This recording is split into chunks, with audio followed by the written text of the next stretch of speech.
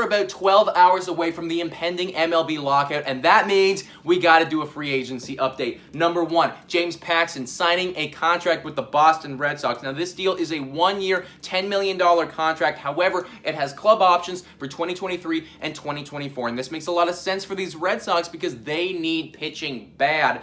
And they also don't have a lot of money to play with, so they're throwing a dart on James Paxton, who is assuredly a dart because my guy's coming off of Tommy John, and it feels like he's been injured for literally forever. However, that's why those Red Sox have in there the 2023 and 2024 options, because if he comes back and he's a stud, then they're going to get him really cheap. So I like that deal a lot for the Red Sox, and honestly for James Paxton too.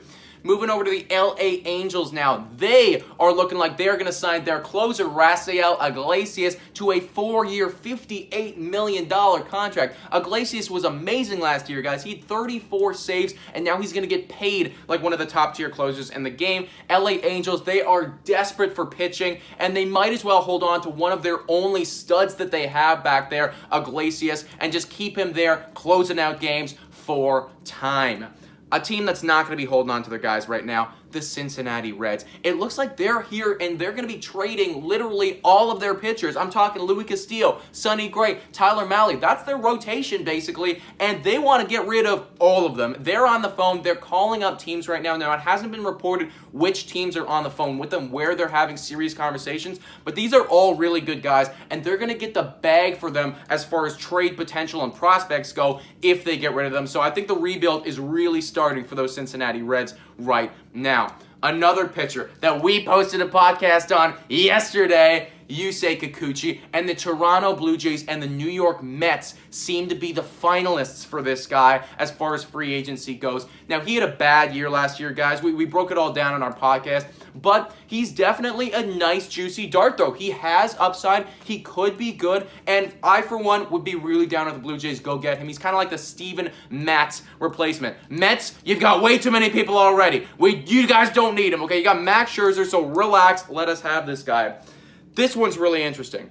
Braves and the Rangers are in on Matt Olson as potentially trading for him.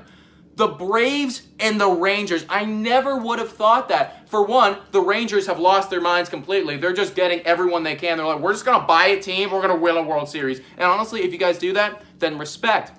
But the Braves, if they're in on Matt Olson, who literally had 39 home runs last year and a .911 OPS, what does that mean for Freddie Freeman? Is he officially gone?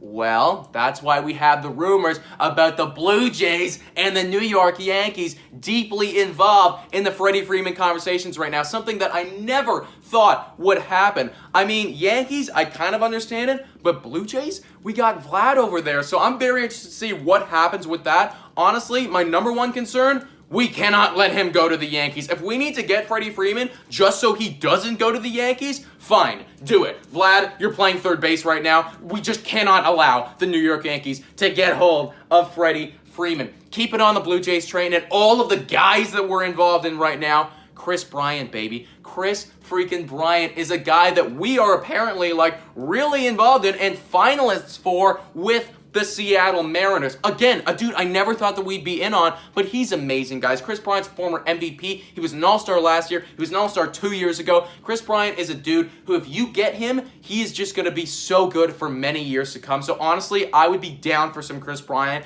And then finally, the Blue Jays are also involved on Chris Taylor, and I posted a minute monologue talking about him, but he would be a dude who's kind of like the Kris Bryant light. You get him for half the amount of money that you would be paying Kris Bryant for, and he is not quite as good, but still very good. Lots of infield versatility. There's 12 hours left, guys. There will be some moves happening. We are going to be going live tonight for at least an hour, just talking about all this, breaking down the moves. So be there, hit the like, smash the subscribe, and as always, go Jays, go!